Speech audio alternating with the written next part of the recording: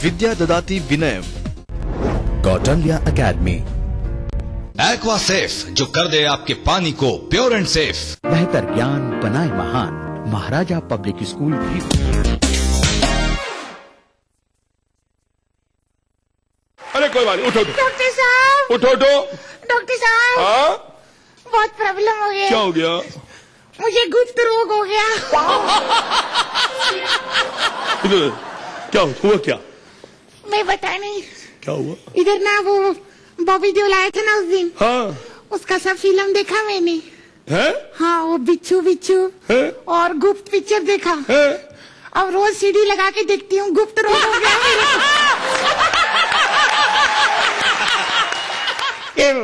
नाक खोल के जो पूछते थे उसे प्यार नहीं करते हो मैं प्यार तुझसे।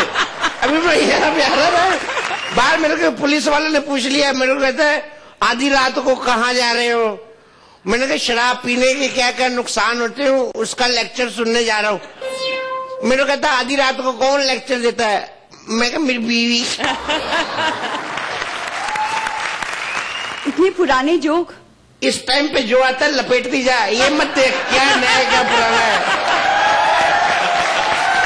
एक बार एक शराबी का एक्सीडेंट हो गया। वो सड़क पे गिरा पड़ा कुत्ते ही ना। एक आदमी है भागा कहते इसके मुंह में पानी डालो। एक बुढ़िया आई कहती इसके मुंह में शराब डालो। एक बंदा है कहते इसके घर पे फोन करो। बुढ़िया कहती इसके मुंह में शराब डालो। एक बंदा कहते इसको अस्पताल लेके चलो। शराबी खड़ा हो गया कहते सालों कुत्तों की तरह बकवास करी जा रहे हो, कोई बुढ़िया की भी तो सुन लो।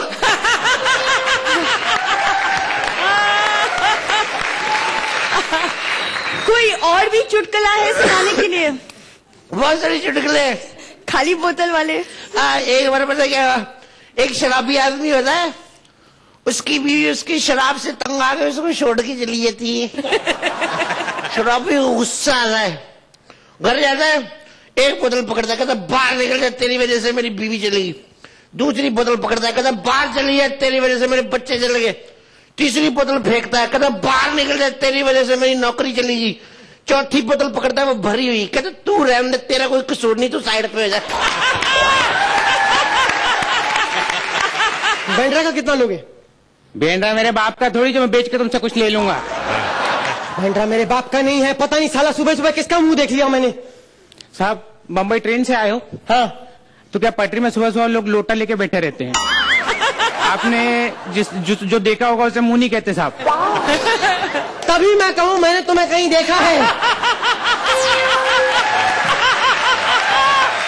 अम्मा वो आज मैं स्कूल नहीं गया ना, तो स्कूल हमारे आपा से इतना डरता कि मेरे आगे पीछे घूम रहा है। हाँ? बोलता बेटा तू स्कूल नहीं आया तो क्या हुआ, हम तेरे सामने आके सच्चा बन जाएंगे। यही बात 2 साल पहले तेरे बाप के साथ भी हुआ था। अच्छा। तेरा बाप एक दिन सुबह उठ के फ्रेश होना भूल गया। पूरा दिन उसके पीछे कमोड और मग्गा भागता रहा। हाँ। कि ये तो हमारे पास नहीं आया, हम इसके पास आके सच्चे बन जाए। लेकिन नल्ला का तेरा नाम है, तेरी माँ का नहीं। कब से अपनी माँ को पका रहा है, आज स्कूल काहे को नहीं गया? फटाफट तैयार हो, तेरी माँ अपने कंधे पे बिठा के अपने बेटे को स्कूल छोड़ के आएगी। नहीं अम्मा तुम मत आना, हम अकेले जाएगा। वो काहे को? वो हमारा दोस्त हमको फिर चिल्लाता है कि तुम हाथी की सवारी पे स्कूल क्यों आता है। ऐसा कैसे हाथी बोला मेरे को? उस दिन तो मैं टायर लगा के गई थी। हाँ तो अभी ये बोलते हैं कि कार के जमाने में तुम टेम्पो लेकर क्यों घूमता है। खोलते हैं छोटे पर्दे के गॉसिप्स का पिटारा और आपको बताते हैं कि क्या कुछ चल रहा है आपके फेवरेट सितारों के बीच।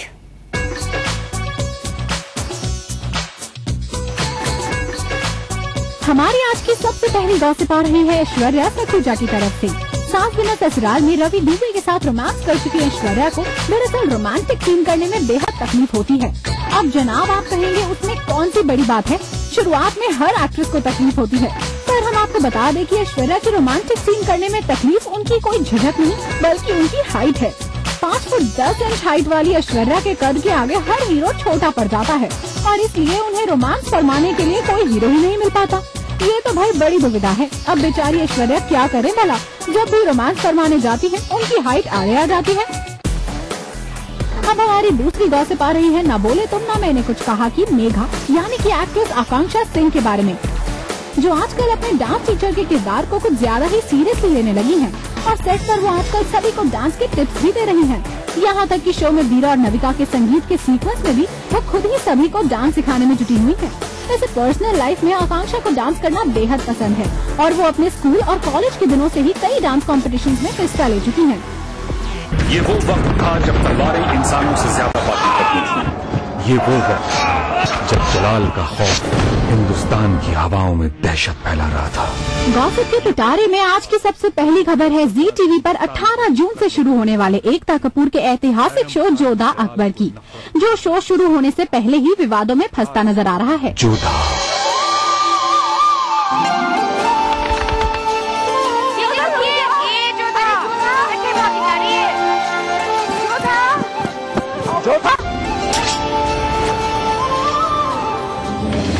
कुछ लोग इसे हीराबाई के नाम से जानते थे, कुछ कछुआ की राजकुंवरी कहते थे, पर उसकी सही पहचान थी आमेर की राजकुमारी जोधा। दरअसल जयपुर में जोधा अकबर की प्रेम कहानी को लेकर विवाद शुरू हो गया है और वहां धमकी दी गई है कि शो को ऑन एयर नहीं होने दिया जाएगा, और अगर ऐसा होता है तो वहाँ के लोग जी टीवी और एकता कपूर की सभी फिल्मों का बहिष्कार करेंगे। लेकिन हमने जब एकता कपूर से इस बारे में बात करनी चाहिए तो पता चला कि उन्हें तो इस बारे में कोई खबर ही नहीं है और उनके मुताबिक शो को ऑन एयर होने से कोई नहीं रोक सकता। अब ये एकता कपूर हैं, इन्हें भला कोई रोक पाया है क्या? देखते हैं जोधा अकबर को लेकर होने वाला ये विवाद आगे कुछ तूल पकड़ता है या यूं ही ठंडा होकर रह जाता है। इतिहास इस बात का गवाह है, जब जब औरतों का सम्मान छीना गया, छीनने वाले की हार हुई, उसकी भी होगी। चलिए अब दूसरी खबर भी सुन लीजिए। सुना है टीवी एक्ट्रेस सनाया ईरानी यानी कि आपकी प्यारी छन छन ने आजकल अपने शो छन छन के प्रोडक्शन टीम के नाक में दम कर रखा है।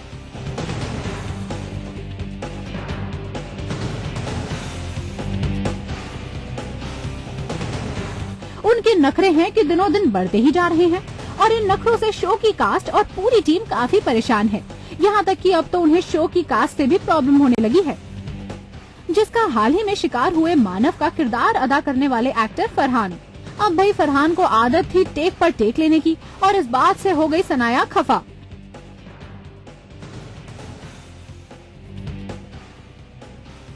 जिसका भुगतान फरहान को कुछ इस कदर करना पड़ा कि उन्हें शो ही छोड़ना पड़ा। अब देखते हैं कि सनाया के नखरे और किस किस पर भारी पड़ते हैं।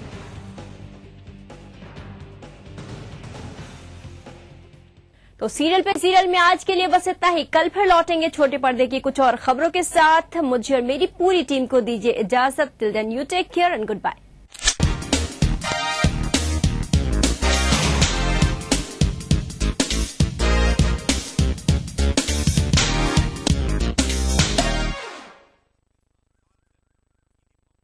कितना भी मुश्किल और खतरा भरा रास्ता हो, बेखौफ खबरों की जड़ तक जाते हैं हम। दिन दहाड़े काटा जा रहा है, कहीं भी कभी भी ब्लास्ट करके स्कूल को उड़ाया गया है, काफिले अंधाधुंध फायरिंग की गई। रहते हैं हम मौजूद। पुलिस भारी संख्या में सबसे पहले खबरें। स्पॉट फिक्सिंग में अब जांच का दायरा बढ़ता जा रहा है। मरीजों का दर्द सुनने के लिए उनके पास समय नहीं है, डॉक्टर उपलब्ध नहीं रहता। आदमी को मार रही है, कौन कर रही है? सीबीआई नहीं देख रही है। सेफ नहीं फील कर रहे हैं। सच्चाई को लाते हैं आपके सामने ईटीवी न्यूज में दिन भर लगातार।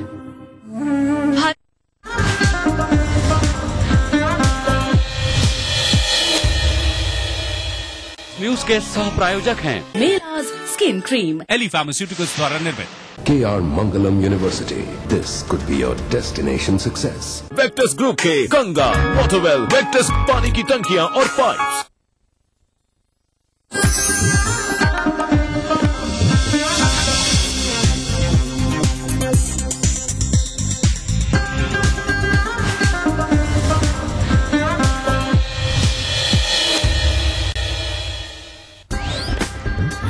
मंत्रिमंडल के विस्तार में खाली रहा मध्य प्रदेश कहां? दिल्ली की सत्ता में हिस्सेदारी नहीं मिलने से कांग्रेसियों में मायूसी। बड़ा सवाल, चुनावी साल में कैसे होगा बेड़ा पार?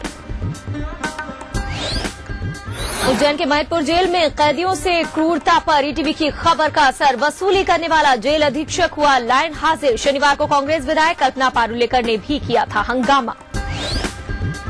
जबलपुर एसपी ऑफिस में हजारों की तादाद में पहुंचे कांग्रेसियों ने किया बवाल। पुलिस अधिकारियों को जमकर सुनाई खरी खोटी। नेताओं के खिलाफ अपहरण के मामले को बताया झूठा।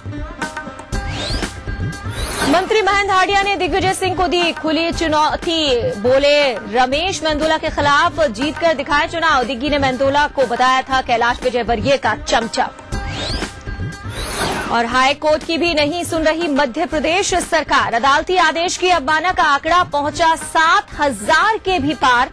आम आदमी अब कहां लगाए गुहार।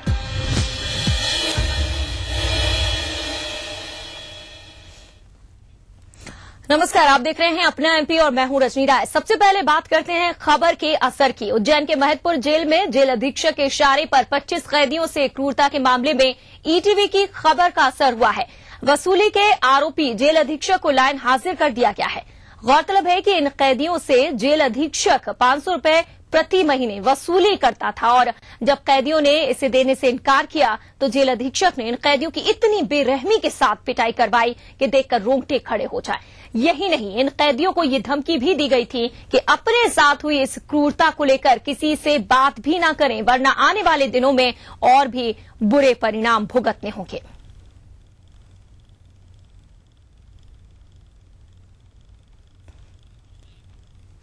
इधर महतपुर जेल में बंद कैदियों की निर्मम पिटाई और अवैध वसूली पर ईटीवी की खास खबर दिखाए जाने के बाद इलाके के स्थानीय कांग्रेस विधायक कल्पना पारुलेकर ने शनिवार को महतपुर जेल का दौरा किया और जेल के भीतर कथित रूप से रिश्वत न देने के कारण मारपीट में घायल हुए कैदियों से मुलाकात की। मुलाकात का ये सिलसिला जो ही खत्म हुआ, विधायक पारुलेकर को जेल प्रशासन पर कुछ इस कदर गुस्सा आया कि उन्होंने जेल प्रशासन को उनके ही कार्यालय में धमकाना शुरू कर दिया।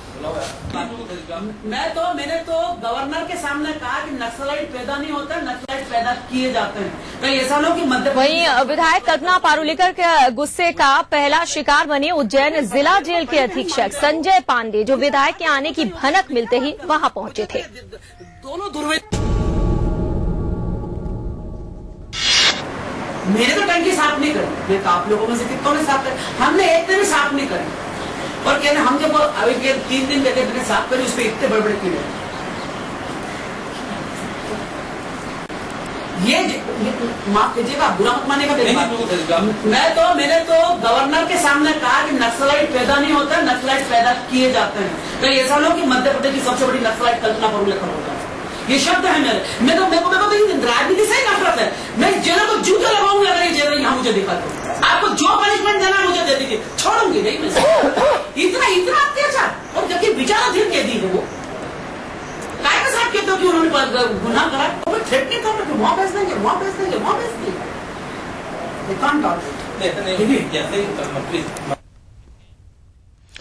वहीं विधायक महोदय का गुस्सा कुछ कम होता उससे पहले उनका सामना हुआ जिला जेल प्रशासन के अधिकारी से। फिर क्या था, कांग्रेस विधायक पारुलेकर ने अधिकारी को धमकी भरे अंदाज में कुछ यूं डराया।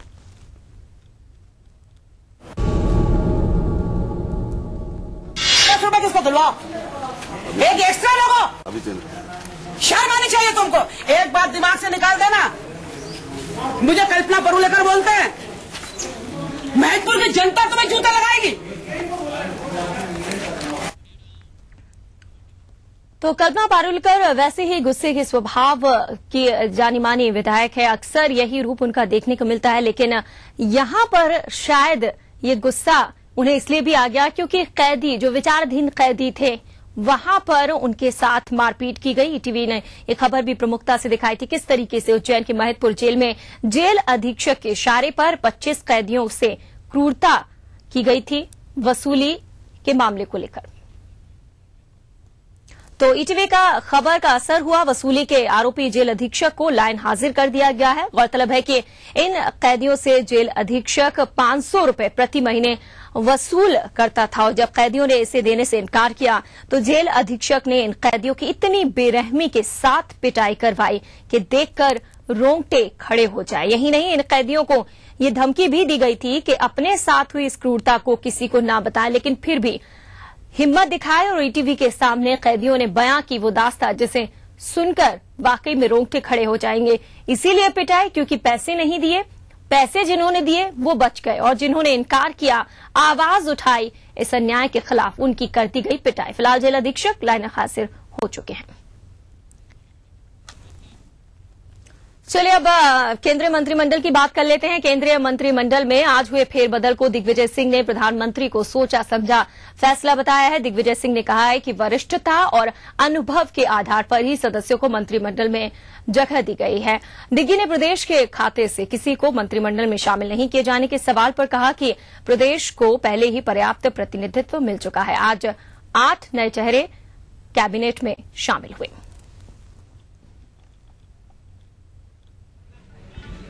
माननीय प्रधानमंत्री जी ने सोच विचार कर ही अपना निर्णय लिया है, इसलिए जो भी मंत्रिमंडल में लिए गए हैं वरिष्ठता के आधार पर, अनुभव के आधार पर लिए गए। मध्य प्रदेश में निराशा ऐसा नहीं है। मध्य प्रदेश में कि पूरा देश का ऊर्जा हमारे मंत्रालय के हमारे पास है, कमलनाथ जी के पास अर्बन वेलफेयर डिपार्टमेंट पूरा है। ये प्रथम में तो आज जिन मंत्रियों को जगह मिली है, जो मंत्री बन गए हैं, जो नए चेहरे हैं, उनमें 8 लोग शामिल हैं। 4 कैबिनेट के तौर पर शपथ ली गई है। उसमें शीश राम ओला ने भी सबसे पहले शपथ ली। 4 साल बाद इनकी कैबिनेट में वापसी हुई है। जॉर्ज फर्नांडिस ने भी ली है और 4 कैबिनेट मंत्री हैं, 4 राज्य मंत्रियों ने शपथ ली। लेकिन मध्य प्रदेश को उम्मीद थी, चुनावी साल है, विधानसभा चुनाव है, कांग्रेस की तरफ से भी कोई चेहरा होगा मध्य प्रदेश का प्रतिनिधित्व करता हुआ। हालांकि दिग्विजय सिंह साफ कर चुके हैं कि कमलनाथ पहले से ही संभाले हुए हैं, केंद्र कैबिनेट में उन्हें जगह दी गई है, ज्योतिरादित्य सिंधिया को जगह दी गई है। तो जो वरिष्ठता के आधार पर फैसला लिया गया है वो सही है। लेकिन मायूसी है कांग्रेस के जो कार्यकर्ता हैं, उन्हें ये उम्मीद थी कि चुनावी साल है और अगर चुनाव जीतना है तो कुछ न कुछ ऐसा मुद्दा होना चाहिए। प्रतिनिधित्व केंद्र मंत्रिमंडल में मध्य प्रदेश के कांग्रेस के नेता को मिलना चाहिए, लेकिन कोई जगह नहीं मिली। सज्जन सिंह वर्मा का नाम सामने जरूर आया था कि हो सकता है कि उन्हें कैबिनेट में जो फेरबदल किया जा रहा है जगह मिल सकती है, लेकिन किसी को कोई जगह नहीं मिली।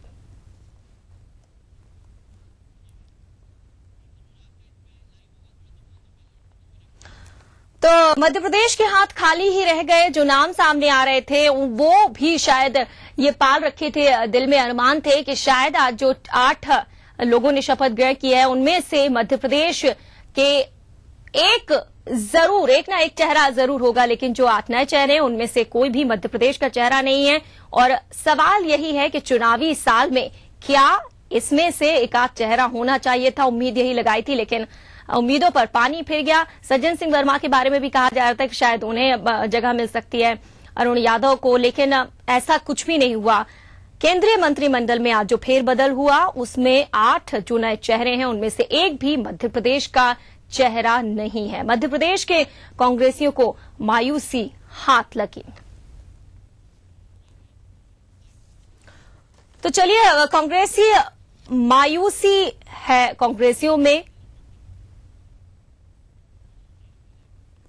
दिल्ली की सत्ता में हिस्सेदारी नहीं मिली है कांग्रेसियों में, इसी बात को लेकर मायूसी। बड़ा सवाल यही कि चुनावी साल में कैसे होगा बेड़ा पार। 5 महीने बाद विधानसभा चुनाव है, कहीं न कहीं इसका असर भी होता है। और उसके बाद है 2014 में लोकसभा चुनाव। फिलहाल यहां पर रुक रहे हैं एक ब्रेक के लिए, जल्द लौटेंगे।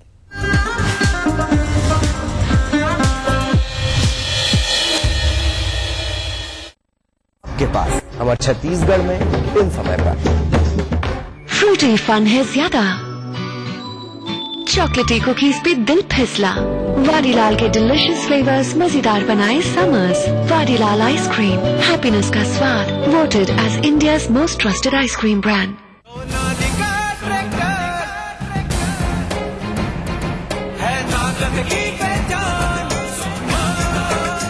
देश की सर्वप्रथम heavy duty tractor range. Gujarat की आंखों का तारा है सापुतारा। इस हिल स्टेशन पर बात करने के लिए कोई नहीं है बादलों के सिवा।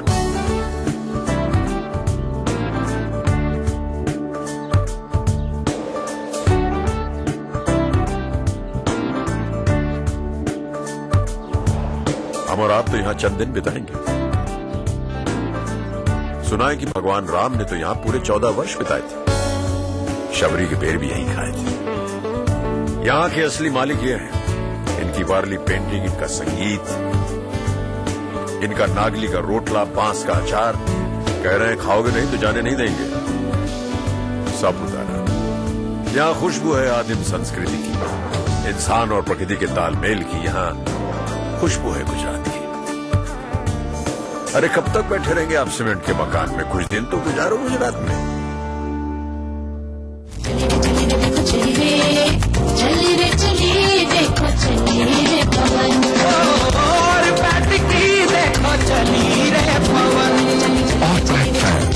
हवा का ठंडा का सपना कल का सच बन जाता है। बेहतर ज्ञान बनाए महान। Maharaja public school Rewa. Contact 07662 329474। PC Aquasafe ISO certified company. Aquasafe जिसमें है RO, UV, TDS adjuster, RO water purifier system.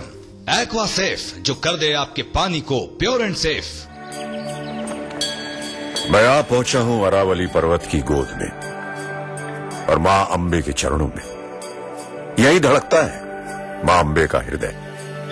जय मां अंबे।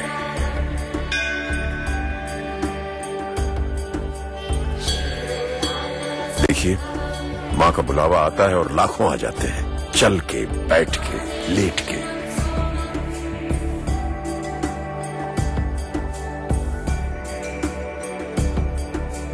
कुछ लोग यहां इसलिए आते हैं क्योंकि यह शक्तिपीठ है, और कुछ कहते हैं कि मां से मिलने के लिए भी कोई वजह चाहिए भला। आप भी आइए।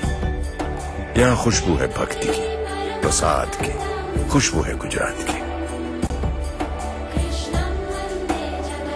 मिलेगा बहुत कुछ आशीर्वाद में। कुछ दिन तो गुजारिए गुजरात में।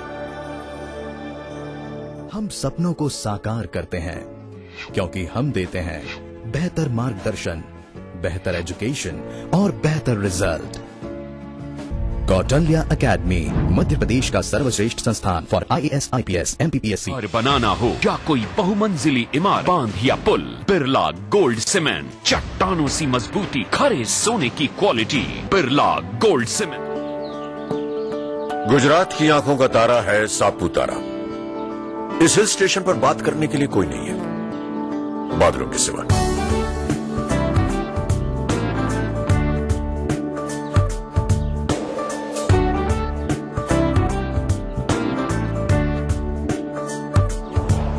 हम और आप तो यहां चंद दिन बिताएंगे। सुना है कि भगवान राम ने तो यहां पूरे 14 वर्ष बिताए थे। शबरी के पेड़ भी यहीं खाए थे। यहां के असली मालिक ये हैं। इनकी वारली पेंटिंग, इनका संगीत, इनका नागली का रोटला, बांस का अचार। कह रहे हैं खाओगे नहीं तो जाने नहीं देंगे। सापुतारा, यहाँ खुशबू है आदिम संस्कृति की, इंसान और प्रकृति के तालमेल की। यहाँ खुशबू है गुजरात की। अरे कब तक बैठे रहेंगे आप सीमेंट के मकान में? कुछ दिन तो गुजारो गुजरात में। तो हो जाए थोड़ी मस्ती।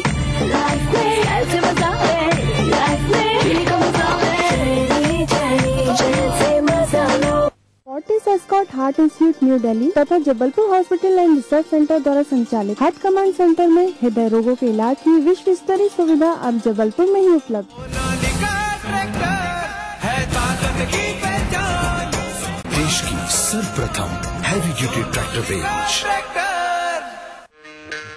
पूरी दुनिया में जिसका नाम रोशन है, मुदेरा का सूर्य मंदिर। सूर्य देवता वे स्वयं आते हैं यहाँ रोज सुबह।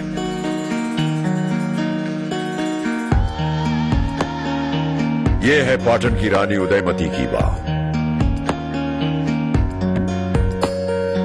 कुआं गहरा होता है ये तो सुना था, ऊंचा होता है ये आज पहली बार देख रहा हूं। देखिए वडनगर का ये कीर्ति तोरण, जिसने बहुत कुछ देखा। ये पत्थर नहीं, इतिहास के पन्ने हैं। सुनिए इनका संगीत। यहाँ खुशबू है हुनरमंद हाथ की, बीती हुई बात की। यहाँ खुशबू है गुजरात की। कुछ पल तो बिताइए इतिहास में, कुछ दिन तो गुजारिए गुजरात में। सेवा कर असेसरीज खास आपके लिए पेश है स्वैच्छिक अनुपालन प्रोत्साहन स्कीम 2013। ब्याज, जुर्माना और अन्य कार्यवाहियों से छूट। अपने बकाया देय सेवा कर की सही घोषणा करें और इसका आधा भुगतान 31 दिसंबर 2013 से पहले करें और बाकी का 30 जून 2014 तक। सीमा शुल्क एवं केंद्रीय उत्पाद शुल्क।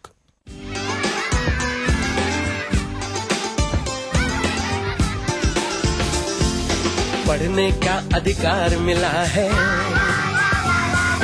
खुशियों का उपहार मिला है। पढ़ते जाएं, पढ़ते जाएं, रंग भरा संसार मिला है। स्कूल चले हम, साथ चले हम, स्कूल चले हम।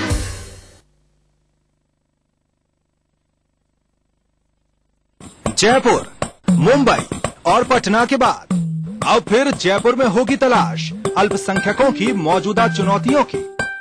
पटना, मुंबई और जयपुर में हमने चैलेंजेस बिफोर माइनॉरिटीज सब्जेक्ट पे कॉन्फ्रेंसेस की हैं, जिसमें कौम से जुड़े हर मुद्दे को, हर चुनौती को उठाया गया है। अब ऐसे ही एक सेमिनार हम जयपुर में फिर से करने जा रहे हैं। ईटीवी उर्दू की इस चौथी महासभा में शिरकत करेंगे जननेता, सामाजिक कार्यकर्ता, धर्मगुरु और फिल्मी दिग्गज भी।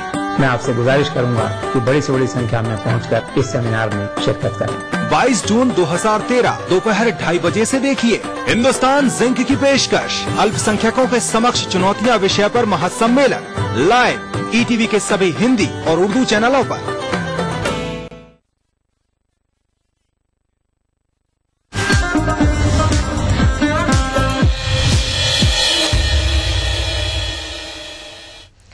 और आइए अब देखते हैं हमारी खास पेशकश सियासी दांव।